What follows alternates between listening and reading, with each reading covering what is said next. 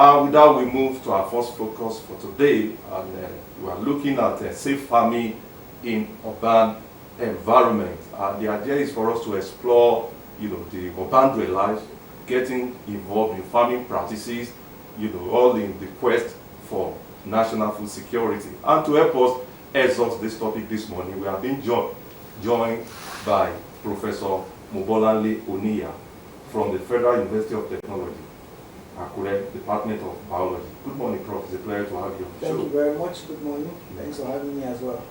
Now, the topic, what does it mean, urban farming? And how is it different from our usual rural traditional farming or agriculture? Okay. Urban farming is quite different because farming in rural areas, first of all, you have availability of the land, so to say, virgin land, very massive land, and then settlers are there.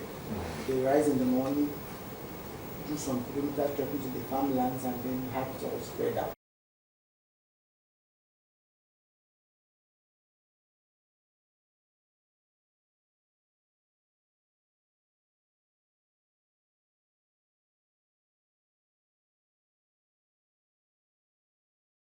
Undeveloped plots of land, they are owned by certain people, only that they've not started or building on, so land is quite scarce. In some urban settlements, you will not find any virgin or undeveloped plots of land, and that puts pressure, right, on those who are interested in farming. Now, the urban farming methods is a way of growing foods, crops within your house, wherever in the urban settlements. For example, those who live maybe around here now, right? They have houses and they have homes. They can still do some farming in their house, whether the floors are cemented or not. It is very possible, and there are different ways of doing that. Now, the reason why urban farming should be promoted are quite numerous, and I'll just highlight some of them. First and foremost, in recent times... Before we even get into that, if you look at this, originally, urban centers are known for clustered economic activities and industrialization.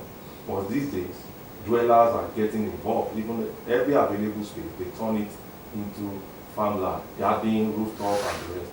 What do you think what factors are responsible for this kind of move or revolution? Okay, I think that's what I was just about to go to. Okay. Exactly. There are several factors that account for that. If you look at the context in Nigeria, right, because the rooftop farming is actually very popular as well. In a country like Israel, they do that a lot. But looking at our own situation in Nigeria here, most people, there's a lot of rural-urban migration.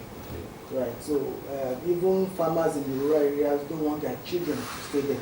They want them to come to the city to also hustle, as the case may be, to become somebody in life. So we have that trend, right, which has started some couple of years back. Then for those who are in the rural areas that do open through the farming, there are a lot of plots, right? And the recent one which we are still content with is this Fulani herdsmen issue where they come to the farmlands, eat their crops and things like that. Then also we have the issue of theft, produce theft, right, in the farms, right? Right. So there's produce theft. Then there's the issue of transporting their produce from the farms back to the city, and of course storage as well is a major problem in the rural areas. And road access as well. Road access, exactly. So it's also a major problem. Then if you now go beyond that, when you want to harvest in the rural areas, most times you do bulk harvesting, right, so that you can more or less bring them out from the soil and then find somebody to keep. But in rural areas you can just harvest on the go. When you need it, you pick it. When you need it, you pick it, and it serves that purpose. Now, one particular thing that is also there is that farming in urban centers is becoming very popular now because of the cost of living. A salary earner, typically, hypothetically, salary earner will spend close to 70% of the salary on feeding the family. So let's take a family of 4, hypothetically, father, mother, and 2 children, and we zone in on yam. That is a tuber of yam. So maybe in a week, a family of 4 will feed on maybe 2 tubers of yam or 3. Let's just be very conservative. Let's say 2 tubers of yam a week. In a month, that is 8 tubers of yam. Now, do that for the whole year. You have close to about 96 tubers of yam. That will feed the family, hypothetically, for the year. And if you go 100 yam tubers at home, you have yam hypothetically for the whole year, and other things like that. So there are different ways of doing urban farming. You mentioned some, right? You could also use discarded containers like pots, right? You can use tires, right? Discarded tires. That's very good because using tires also helps in preventing some other public health diseases. Because in used tires, mosquitoes can breed. And your homes could be also breeding mosquitoes that transmit malaria and other kinds of diseases. So when you have used tires, you can put soil in it and put some crops inside. But the style of urban farming I use is called agriculture. That is sack farming. It's a concept I developed about 3 years ago. That is the name. But I started doing it about going to 8 years now. That I started using sack farming. First of all, I'm a scientist experimentally, and now perfected it. So I do sack farming as agriculture, and I grow a couple of crops. I grow ginger, I grow turmeric, I grow tomatoes, I grow pepper, different type of vegetables. I grow cassava, I grow yam, I grow cocoyam, I grow potato. What is again?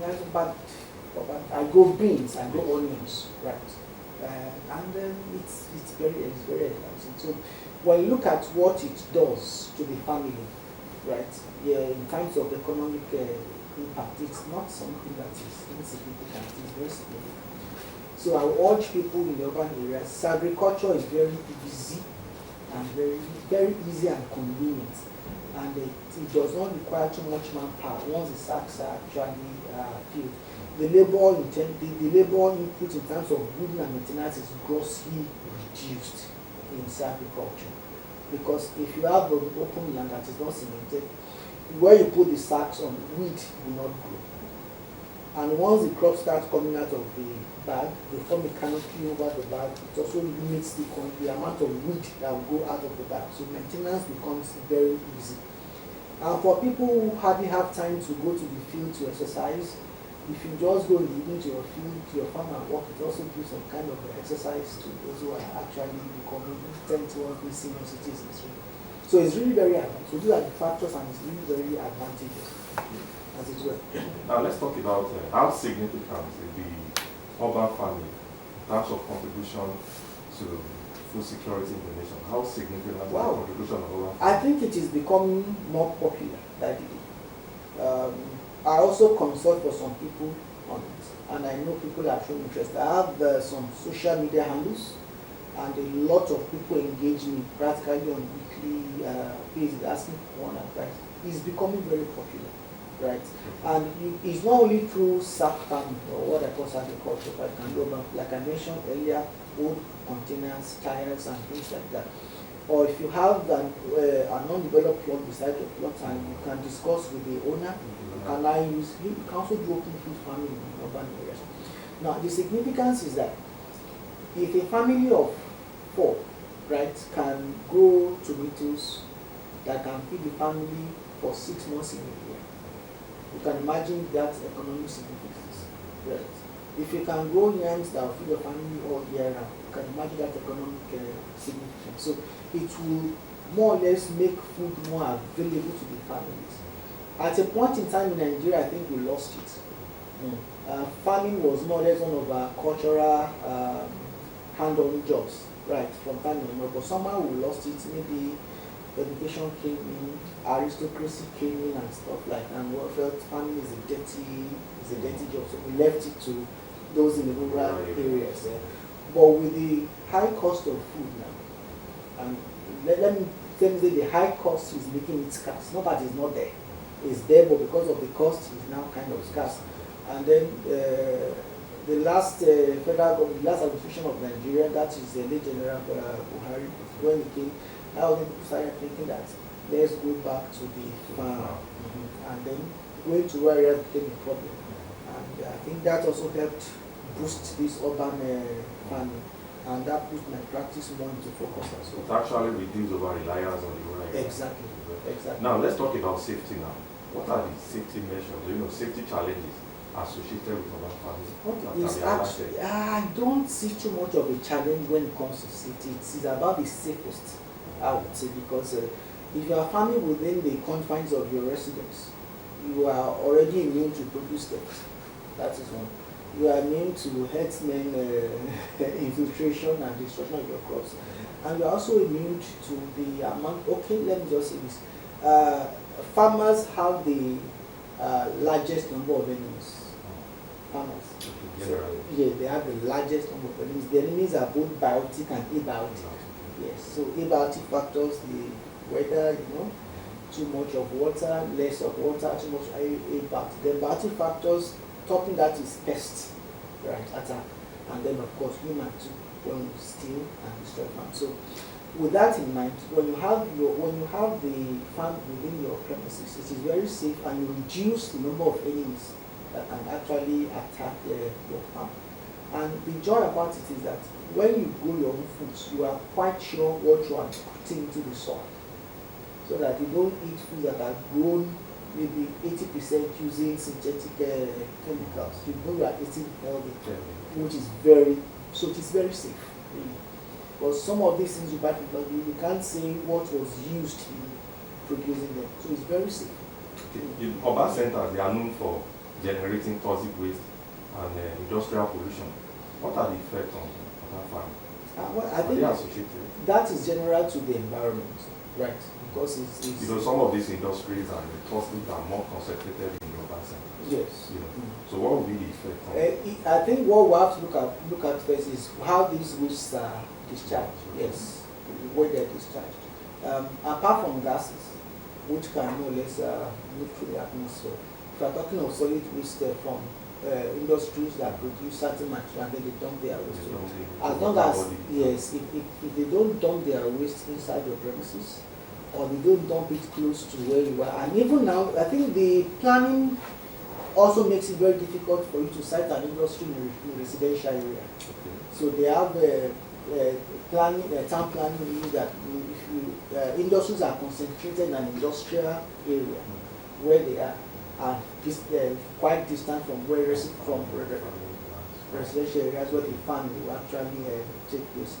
So because before you start an industry, you must do what is called an EIA to know whether you can stay where you are proposing to stay. So if it's around residential area, of course you cannot start it there. But being that as it may be, like I said, once the effluents are not directly pumped into your own soil that you want to use for planting, it's just the gases in the atmosphere, just the air pollution, that's all. And that is more of human most of the time. So you are expert in this field. Are there any types of crops or animals that are actually suitable for urban farming? Okay. I also do some little livestock maybe farming. Some are even risky. I do some livestock farming too. My wife is a farmer, she's a poultry farmer. And that was how I even got the idea of agriculture. Because when she started her poultry business back then, some couple of years back, the finished fish buys, at the end of the day, the bags would just pile up. And then either she disposes them by selling to the outside artisan market. So just these things shouldn't go to waste, and that was how the idea of sack farming came to me back then, and I started. So it's possible to grow different types of household, like I said earlier, and also incorporate some little livestock farming into it. But what matters is that you must be able to integrate between crop and livestock. I'll give an example. The small poultry we have in the house, the manure, right, is pumped as a resource to the farm for the plants. So the manure does not go to waste and doesn't pollute the environment, dry it, right, and use it as manure for the crop. So it's 100% organic farming, nothing synthetic, right? So that is one. Then we could do some small poultry, right, which will help as well. We know the cost of a kilo of beef now in the market. It's not something easy. Okay. And then poultry, it's apart from the fact that the meat is a lot better than beef, right?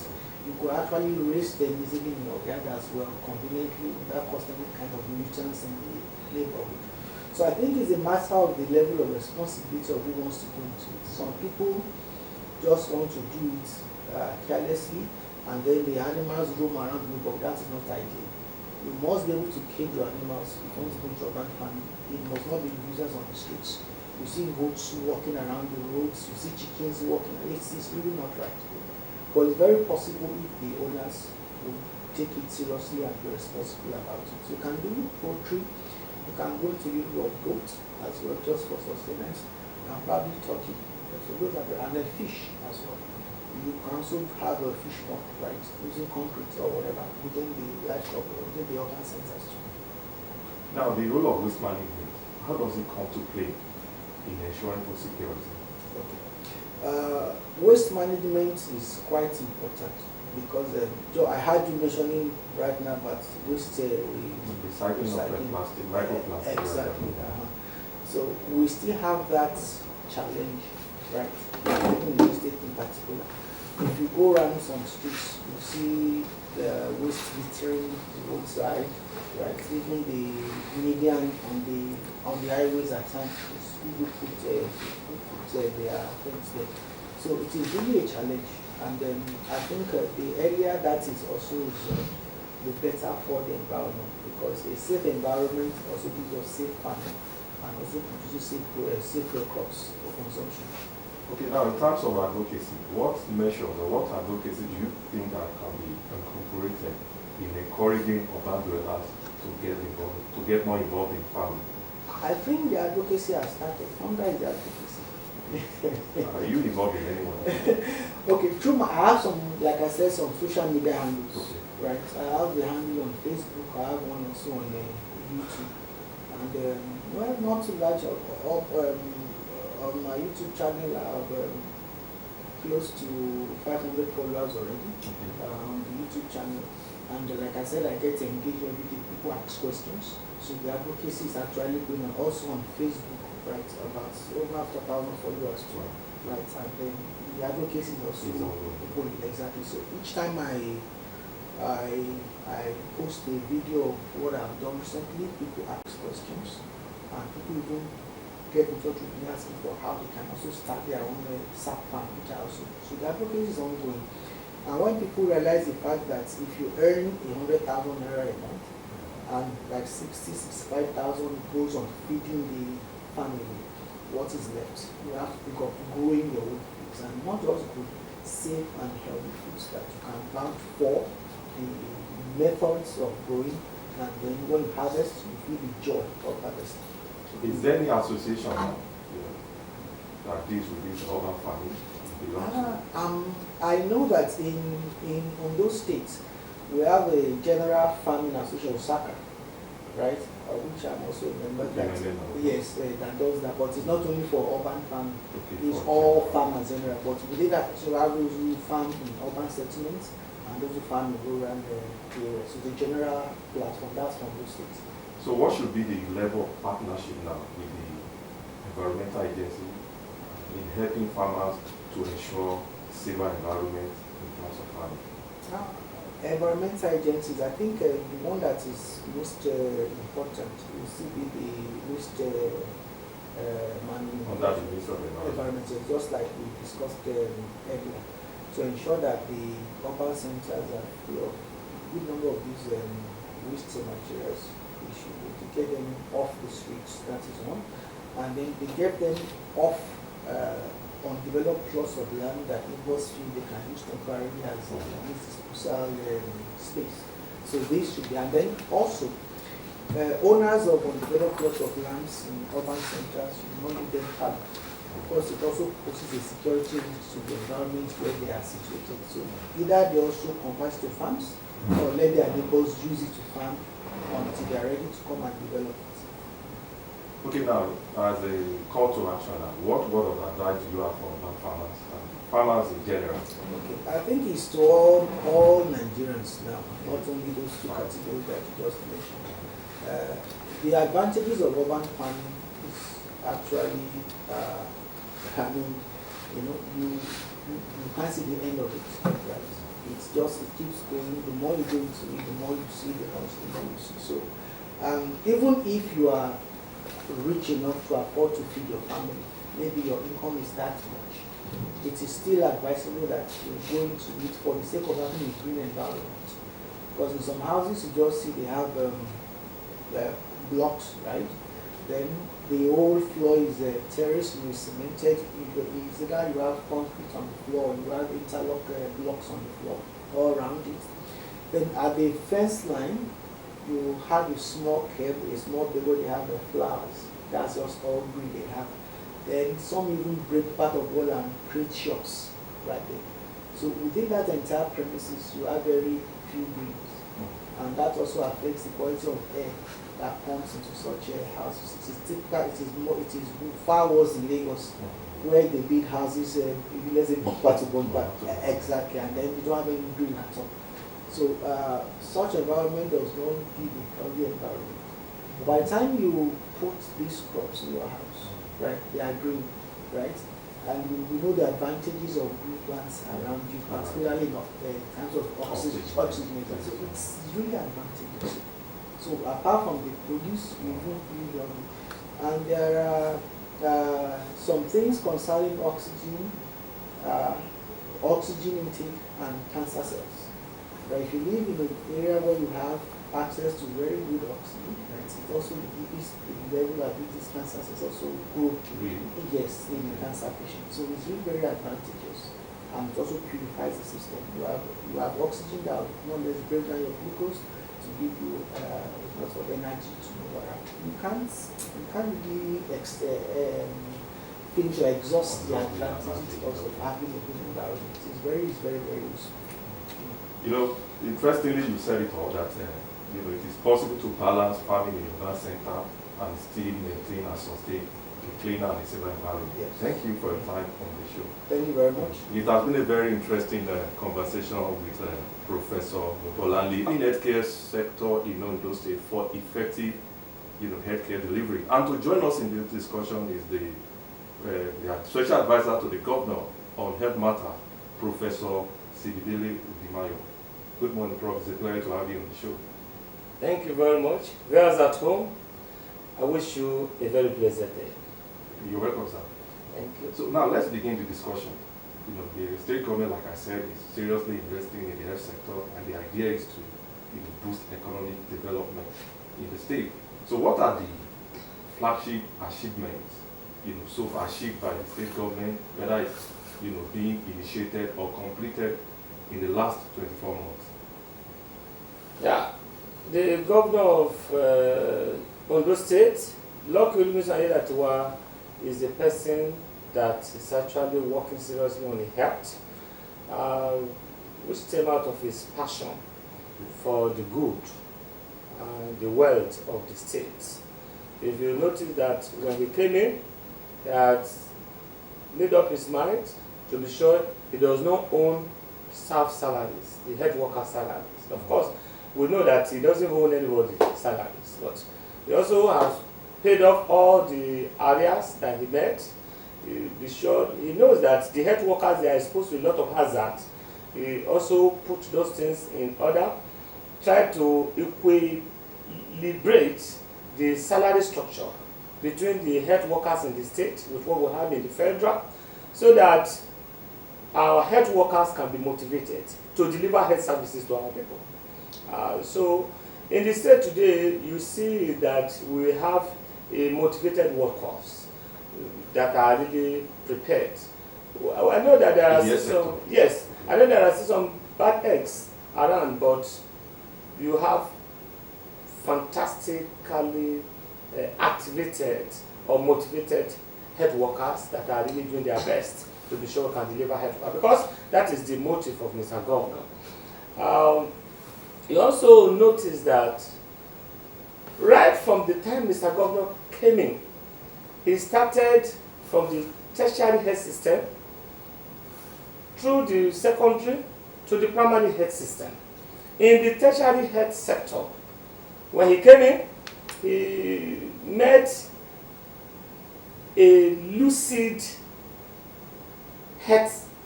tertiary health system where it was difficult to administer.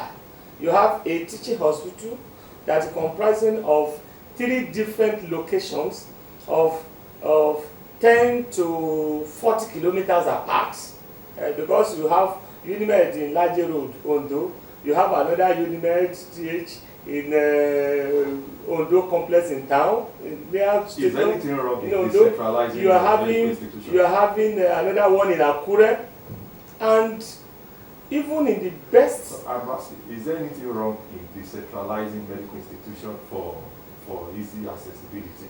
That is exactly what he did. He decentralized it, because if you match things together and it becomes difficult to work. The health system is not a joke. It's not a thing that you can put somebody as CMD in Ondo to come and be supervising Akure and another location, because even the CMD himself needs to do hospital rounds to be able to be sure things work. If you are going to have an efficient person to do it, he will have to really exercise and waste a lot of resources to do that, because you won't be able to see what's happening. The health sector is running 24 hours. So if you need somebody who will now be able to administer these 3 places at a go, that means the person will have to vibrate to be able to achieve that. So it wasn't that easy. And at the time, people were even blaming the CMDs and say, oh, they are not, they are this, they are not. Well, Mr. Governor said, no, it's not like that. This thing, we have to make a system to work in order for it to work.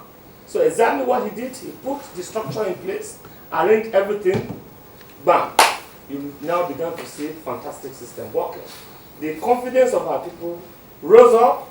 You have influx people coming to seek healthcare services more. You know, in those days, you see our people going to Benin to look for healthcare services, go to Ekiti, go to Ife. That's where they go. It was actually a time of trouble for our people. But today now, the confidence of our people has been restored in the health system, that you hardly see anybody having a need to go unless there is a definite referral to it.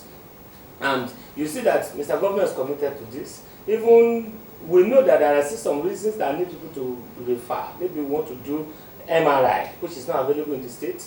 Mr. Governor is working seriously to be sure we get MRI delivered. As I yesterday night, we're still having some meetings together, because you know some of these high-tech diagnosis that you look at requires a lot of planning, a lot of assessment, a lot of work for it to be delivered and to be maintained. And that's what Mr. Governor is doing. Make sure we have had to travel to meet these people, have meetings with them, and we have had series of meetings online with them to be sure we can have a system so that they can deliver our MRI and install it, and we have a maintenance agreement with them so that our people, once the thing begins to function, then our people will continue to enjoy the services. So all those ones that are there, and many other things are coming. The government is also planning a radiotherapy machine to be put into the tertiary health sector in the year to come, so that the need for our people to go for radiotherapy in Lagos, which is where we have it now, may not be there again after next year, because the government is working on that. And you see that healthcare workers were having problems sincerely in the state. You see our people, they will move, they will go, some of them will go transfer, they will go and they will resign from here and go to Ekiti to go and work. Resign from here, go to Ife, and those things. Those were the things that were happening. But with the way Mr. Governor put things on, he said, no, we can't make ourselves a second-tier system where would be like inferior to other states. He said, no, we can't do that. Ondo State must be a destination that is desirable for health workers. And so he put all those things in place, no delay in salary, no hanky-panky in all those things. And he gave the command, he's working on it. And so people are beginning to have confidence, and we are having them. Even people are coming from Ekiti, from Ogun State now to come and pick up job there. Okay, thank you, Prof, for that enlightenment. I want us to now talk about, okay, it's quite laudable that the government is working on that, you know, some of these health infrastructure, some are already ongoing, with some still in incubation stage. Now, let's talk about partnership now. Global development partners coming into the state to partner with the state government. And we heard that one of the such is the World Bank. Can you summarize the partnership between Ondo State and the World Bank that is currently active in Ondo State? Well, the partnership, you know, when the World Bank, when they see responsible government, they see a government that is passionate about his people, her people. They love to work hand in hand, and that's exactly what's happening in Ondo State. So now the World Bank is partnering with Ondo State in health to be able to deliver some viable health services, like an immunization. We call the program Impact Project, which has two major components. One component is immunization, one component is on malaria. In the immunization is to ensure that our vaccines are available at the best form, viable form at all times, is to be sure that we're able to deliver them to the people and we're able to increase uptake so that childhood diseases will be eliminated. And this is actively going on. Even that is on that side, and also to be sure that we be sure they are giving and the motivation, the encouragement that is needed. Then we have the part that is also involved in malaria prevention. We have drugs that are given to people free of charge, anti-malaria drugs. And this one is usually given following testing for malaria. We have those drugs that are given and the testing that is done. We have people that are also assigned as community mobilizers to encourage people to seek health especially in the rural areas. You know, our people in the rural areas, sincerely, many of them, they don't know the benefit of orthodox health services. So we have to really raise up mobilizers who can be able to get that to our people, get all this on. And then beyond that, we also have to put structures on ground that will also further encourage. So as we speak now, about 105 primary healthcare centers are being revitalized across the state. And this revitalization include provision of fencing. Yes, for these health facilities. Then gatehouse, of course, for security purpose. Then accommodation, at least 2 units of accommodation. That at least so that at any point in time, our people get to the health facility, they can meet a health professional, either a nurse or whatever, or that can be able to attend to them. Then beyond that, general renovation of these structures, and then provision of borehole, so that there will be water. You know, health facilities, you need water to be there at all time, and also solar energy, so that there will be light. We know that with this, it is like reborn in our health facilities. And this is what Mr. Governor is concerned about, to be sure that our people get to the health facilities, they are able to meet health workers, and they are able to be well attended to in good environment, with light and water being available. And this is happening in over 103 locations in Ondo State, and it covers all the local governments in the state. That's what Mr. Governor is doing. And we are also making sure that our girl child, they are vaccinated against human papilloma virus that can cause cervical cancer. From age 6 to 8, we'll be vaccinating them so that we can protect these children, our girl child, from coming down with cervical cancer. All these things, they are concerned that we are working on as a state. Okay, now let's talk. You made mention of a primary health care center being operated.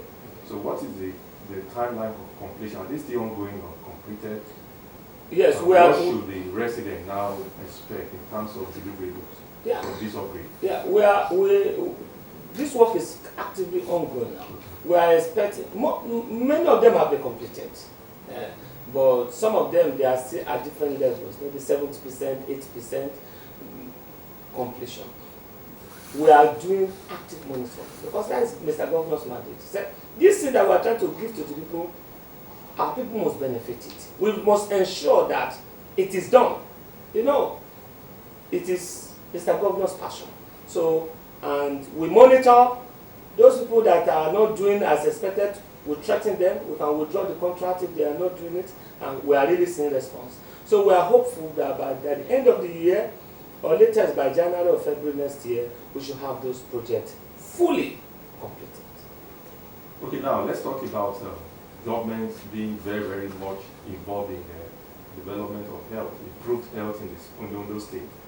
You are the special advisor to the Governor of Health Matters. It means you are offering professional advice. Now, how reflective the health sector in terms of financing? How is reflective in the Ondo State budget? Well, the financing of the health sector is impressive. Let me say that under Mr. Governor's leadership. Last year when we were working on the budget, Mr. Governor said we have to do a special intervention for the secondary health facilities. And we said we have to improve the facilities in Okitipupa so that we can have an additional 100-bedded structure that will be available there. He said Ore is shocking. He needs to bring in new life to it. He said we are putting in additional 100-bedded structure into this place. He said Ikare needs to be expanded. We are putting in 100-bedded structure. We already know that neuropsychiatric hospital in Ondo State, Mr. Governor said, let's put 100-bedded structure across. And we are putting in a lot of all these other supports to hospitals in Akure, in Ondo. So he's doing that. He himself brought it in with some other location in the Bokoda to put some 50-bedded structure addition to that, because it is. And from the beginning of the year, we said everybody should put on every effort to be sure that we get this delivered. Mr. Governor has given the instruction. So we are working on it. We should be able to commence the construction, this construction before the end of the year. As of last week, we were still trying to push our people because, all these things also require administrative work within the Ministry of Health sector. So we have to encourage our people to push for it and get them to be. But they are purely administrative because Mr. Governor has given the mandate and he's instructing and he's expecting them to be done. So you are looking at it. So does that suggest an extended budget for the health sector? Yeah. These are special intervention that Mr. Governor is giving. Like when we're looking at the teaching hospital in Ondo, he said, okay, let's put a special radiologic intervention project. He budgeted about 4 billion for that purpose. These are special intervention. It's now left for us at the health sector to get it through. And that is one of the reasons. Some of these things, they are highly technical. You want to bring in an MRI to the state, requires a lot of energy. You have to, and we are doing that to be sure that we can get it delivered. But Mr. Governor, in his leadership, makes adequate provision, budgetary provision for health sector. And then we are looking at everybody should be able to put in his effort to be sure that we can get this delivered. No, it's interesting that the Ondo State government is doing that, all of that investment in the health sector. And let's talk about the objective now. What is the objective behind it? Is it just for the purpose of mere item spending, or looking at a return on investment from the angle of economic development? From the positionality of human capital.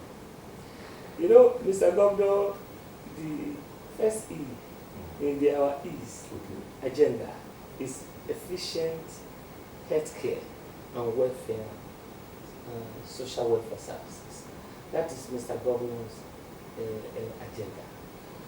He is interested in efficient healthcare services.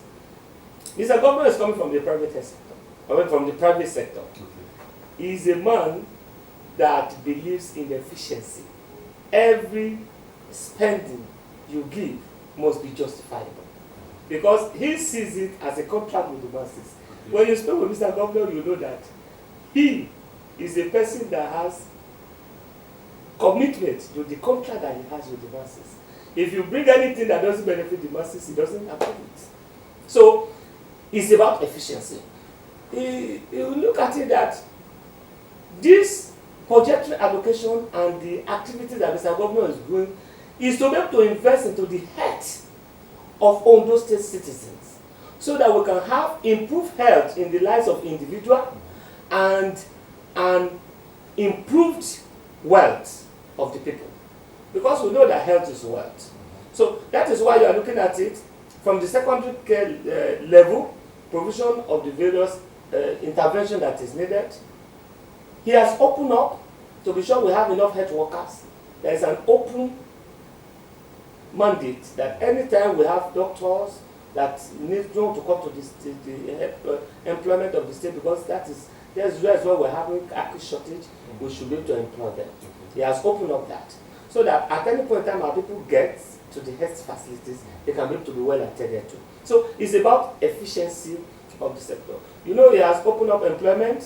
He has employed nurses, employed pharmacists, employed doctors, and even the process of employing some of our other healthcare professionals, like the community health extension workers, laboratory technicians, and all of those things ongoing.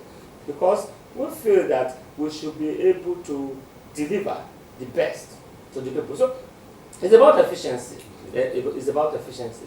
Now, if you look at the primary healthcare system that we're talking about, what engineers the revitalization project? It's about efficiency.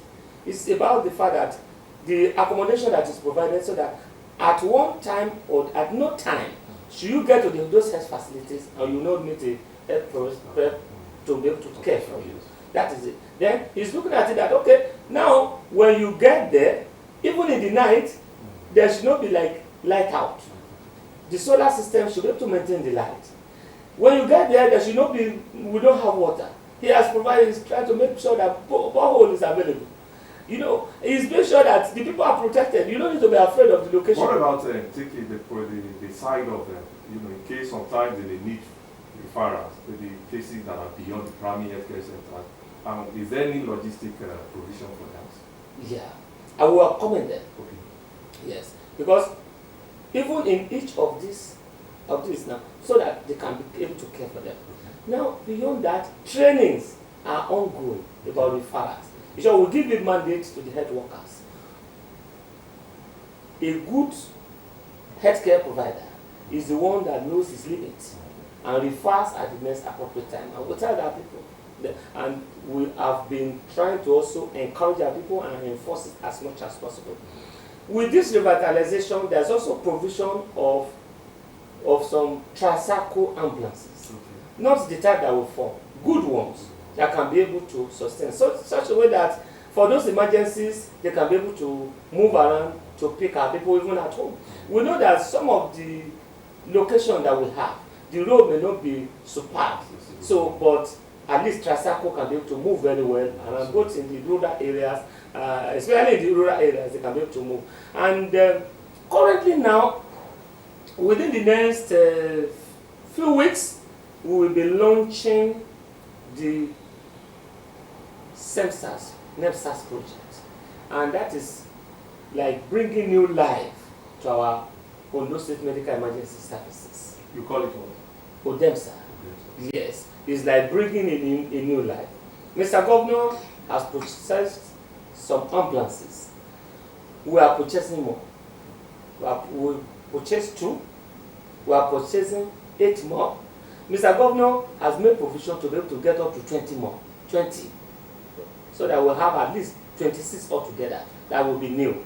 But we are doing it stepwise. We have gotten 2. 8 is coming in a short while, and this one will also be further increased. And we have revitalized. The ambulances to serve what purpose? To serve, to help in referral. Yes, in referral. Then we have also, our information center has now been brought to life, such that anywhere you are, we have a number that will soon release that you can call in if there's any emergency, either obstetrics or accident or any other emergency, where you can call in. When you call in, the ambulance that is nearest to your location will be activated. They will come and pick you, and when they pick you, they will bring you to the hospital for that emergency care, and at least in the first 48 hours, you don't need to drop money for you to be attended to. This is a system that Mr. Governor will bring. It's a fantastic system. This is a type of system you can only see in developed nations of the world. And Mr. Governor is partnering with federal government to be able to bring that to existence so that we can have life afresh to our people. These are important. So we are working on it. We will be launching it in the next few weeks. 2-3 weeks, because we actually, as at this time, we want to launch it and want the Minister for Health to also be available so that when Mr. Governor is doing it, Minister for Health will be there as well. So we are trying to coordinate the two to be sure when Mr. Governor will have the time and the Minister for Health will have the time and they will be here together. You know that about 2 weeks ago, he was around when we were handing over the teaching hospital to the federal government. And this is one of an icing on the cake of Mr. Governor performance. This is superb. It requires administrative acumen, it requires diplomacy, it requires diligence for that to be achieved. You know that since the state has been created in 1976, the state has not had a teaching hospital, a federal teaching hospital. Since 1976, it is in the time of Mr. Governor that we are having Futa Teaching Hospital.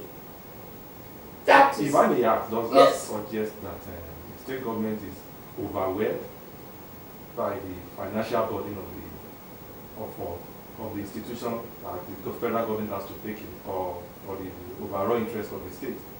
Not really. Okay. But you will agree with me that the financial capability of federal government is far, far beyond the state. So if you are having Mr. Governor to attract a federal institution of health to Ondo State, that is a sterling performance. That is a performance at the zenith. Because, and he did that out of his skill in administration, in diplomacy, and of course, we see his passion, and we just have to make sure that what he wants happen, we deliver it to the people. And you will see that with that now, we are now going to have fantastic benefits to our people. So it's not only about our own teaching hospital alone, it's also we are having a support from the federal government because of their own teaching hospital also being available there.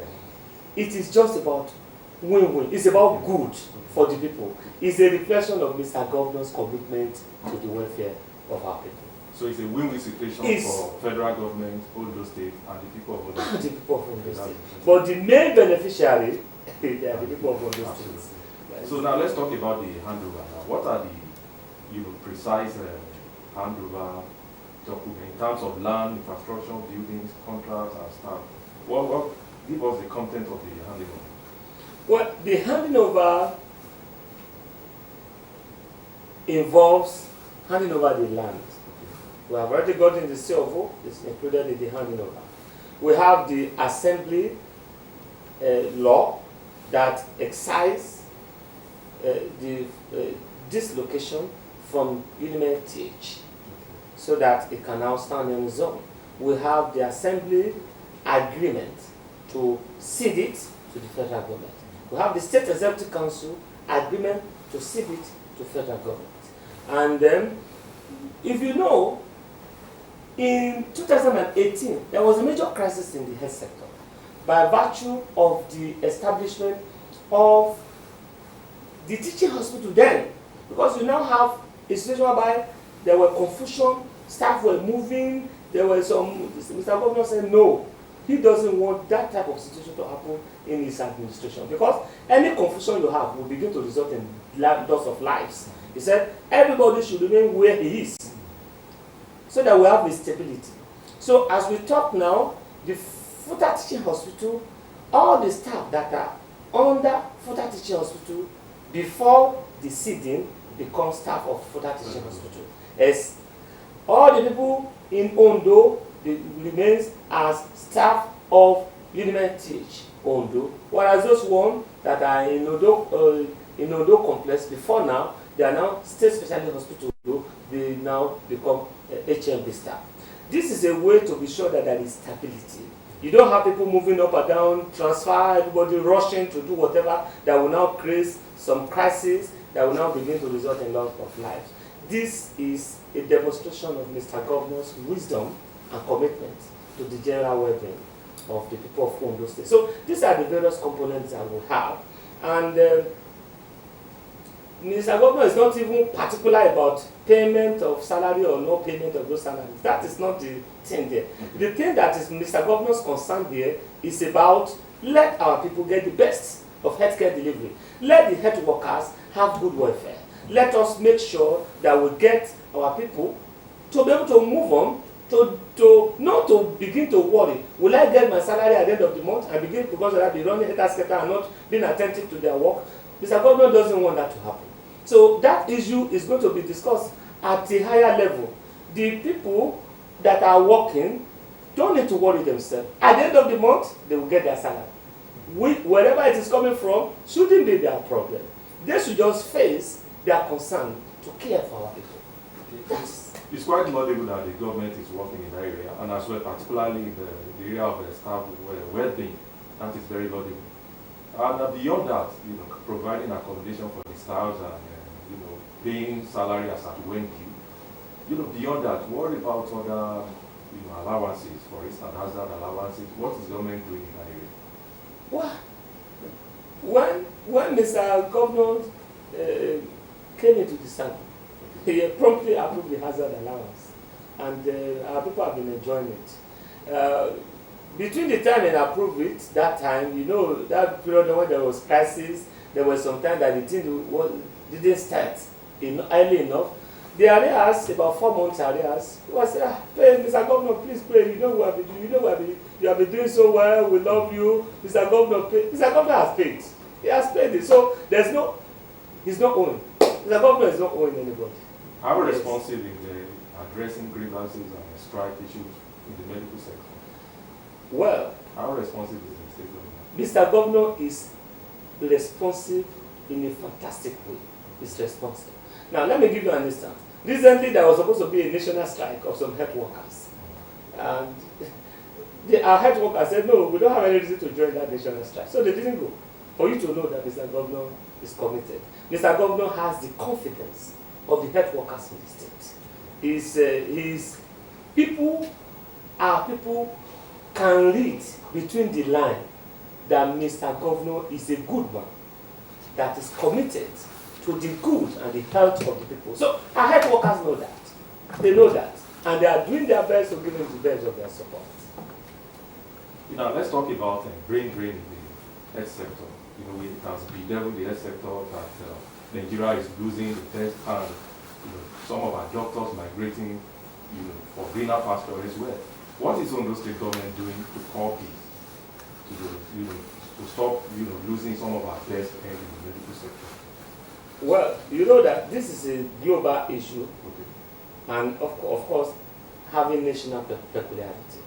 Global issue in the sense that COVID-19 killed many health workers in the Western world. They couldn't just easily manufacture new one easily. So they have to attract health workers from there. It's a global issue. Now, the national issue that is there is because of our currency that is devalued. So the effective pay compared to the foreign pay becomes less. So the people are attracted to a pull and push there. So it's causing the migration. What do? In our state, Mr. Governor has ensured that we give the best condition for our workers so that they can remain. And today now, we are having at least 2 medical schools that are functional. The Federal Teaching Hospital, the Futa Teaching Hospital, the Futa is training. Our university, the teaching hospital, the Unimed UNIMED, that is University of Medical Sciences, the university, is also training. So we are encouraging our young people to come and get trained. Those of them that are there. And you remember some times ago there was supposed to be a crisis in UNIMED, the university. Mr. Governor handled it with demonstration of excellence and wisdom, such a way that the crisis could not cause breakdown in the services of the university, so that these health workers that are being trained can be able to come out and render services to the people. Know that sometimes ago in 2018 or thereabout, the School of Nursing was scrapped in Ondo State. Mr. Governor looked at it and said, oh, how do we do it? We need nurses to be trained. We need our young ones to also be trained. So he's now bringing back the School of Nursing, not just as School of Nursing, but now as College of Nursing, upgraded. And now when he wanted to bring it in, he just looked at it and said, oh, this state, how do we do it so that we can be sure we give maximum benefit to our people? We now take a census. We look at it that in Akure here, we have some private nursing institutions like Peacock, like the one of Achievers, and some other ones around here. And we also know that in the university, FUTA is already offering those health services. In Ondo here, which is just about 45 kilometers or 50 kilometers from Akure here, we already have a School of Nursing, you have a Faculty of Nursing in University of Medical Sciences. And in the south, in the north, we have Achiever that's also training, that's also taking. So Mr. Governor, look at it that the only place where we are not having this tertiary healthcare training setting is in the south. Okay, for balancing. For just okay, let's also give the people on those sides some opportunity. So you say, okay, let's put the College of Nursing that is now, let's put it in that corridor, so that we can be able to give the entire state the sense of belonging, at least for the younger generation. So we are working to get that for balance, for some level of concern for the people. Because if you look at it now, for example, in Ondo Central, we have FUTA Teaching Hospital as a tertiary health institution.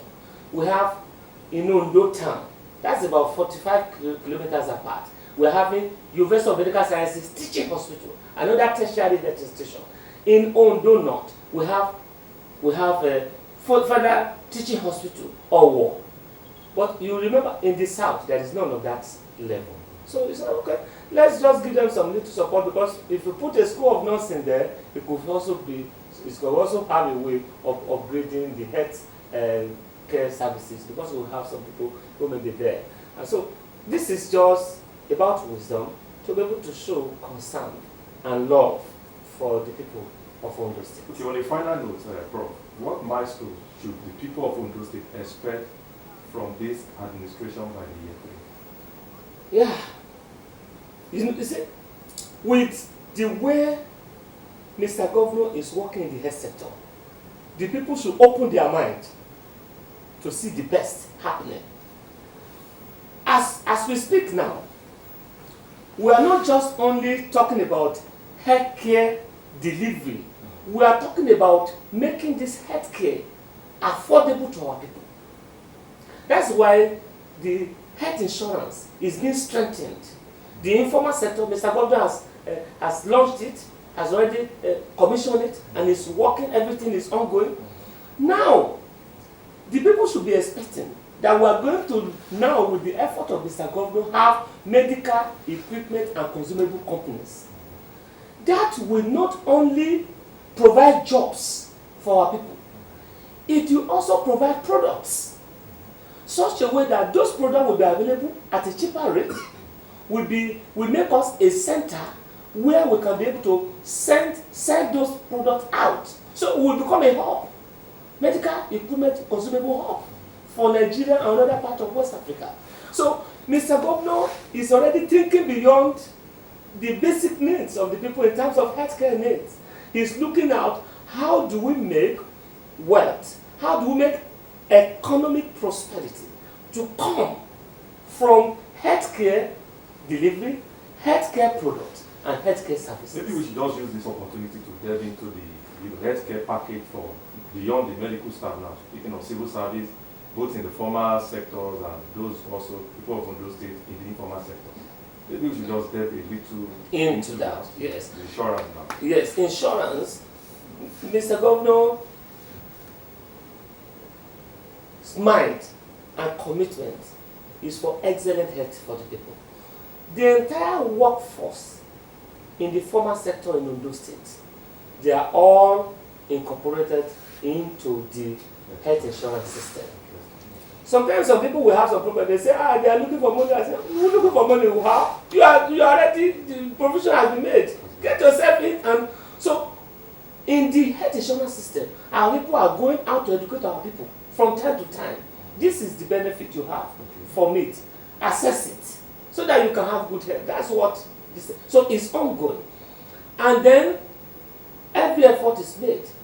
Even in situations where people are having some ailments that is beyond the scope. What about people in the informal sector?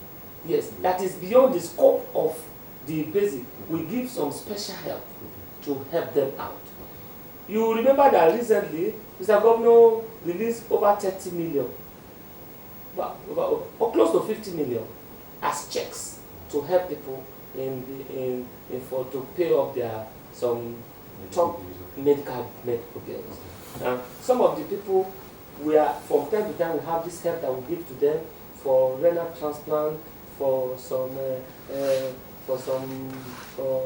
special cancer care and all those things, because we know that a healthy workforce is actually a wealthy health force. Now, in the informal sector, it has been opened up so that people can come in groups and subscribe to the informal segment of the Contributory Health Commission, so that they can also benefit from that, to benefit from all these healthcare services. So we know that increasing health products, increasing capability of the people to access, that is, increasing the number of people who can access health insurance, and then giving the support that is needed, will definitely transform or translate to fantastic healthcare delivery and benefit for our people. Okay, thank you very much, Professor Sigidele Odimayo, the Special Advisor to the Governor of Health Matters. It's a pleasure having you on the show. It has been a very interesting discussion with you.